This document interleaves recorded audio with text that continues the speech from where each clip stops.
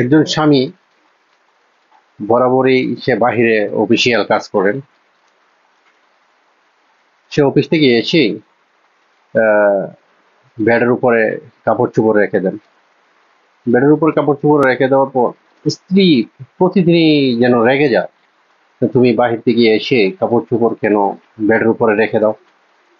এইভাবে প্রায় তাদের সময় দীর্ঘদিন কেটে যায়, বিগত 20 বছর সময় কেটে যায়।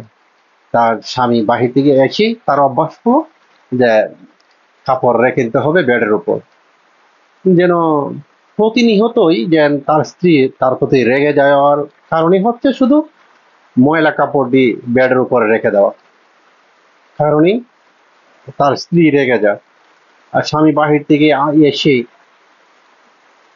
ক্লান্ত হয়ে পড়ে, তারপর উনি বেডের উপর কাপড় রেখে গোসলখানায় চলে যায়। স্ত্রী বারবার বলে যে তুমি বাহিরে থেকে এসে তুমি বেডের উপরে কাপড় না রেখে গোসলখানায় রেখে দাও, আমি ধুলাই করে নিয়ে আসবো। এইভাবে চলে যায় তাদের সংসার 20টি বছর। 20টি বছর চলে যাওয়ার পর হঠাৎ করে স্বামী হার্ট অ্যাটাক করে স্ত্রীকে রেখে চিরবিদায় জানান। এখন হঠাৎ করে স্ত্রীর মনে আবার জাগে যে আমার স্বামী তো বাহির থেকে এসে অফিসের কাজ সেরেই বেডের উপরে ময়লা কাপড়টি ফেলে দিত, এখন তো আর এই বিরক্তটা আমাকে কেউ করে না। আবার যদি সে ফিরে আসতো, সারা জীবন যদি বেডের উপর ময়লা আবরণ কাপড়টি ফেলে রাখতো, আর আমি সারা জীবন সেই কাপড়টি ধুয়ে ধুয়ে রাখতাম তার জন্যে। সেই মুহূর্তটা যখন মনে করে তার স্ত্রী, মনে করার পর কিছু করার নেই। এইভাবে দীর্ঘদিন চলে গেল, তার স্বামী তো থাকেনি, তাকে ছেড়ে চলে গেছে। আর এখন সে বুঝতে পারতেছে যে স্বামী কি জিনিস। স্বামী চলে গেছে তাকে রেখে, 20 বছর সংসার করার পর চলে গেছে পরপারে, না ফেরার দেশে। আর হয়তো বা কোনোদিন না দেখা নাও হতে পারে।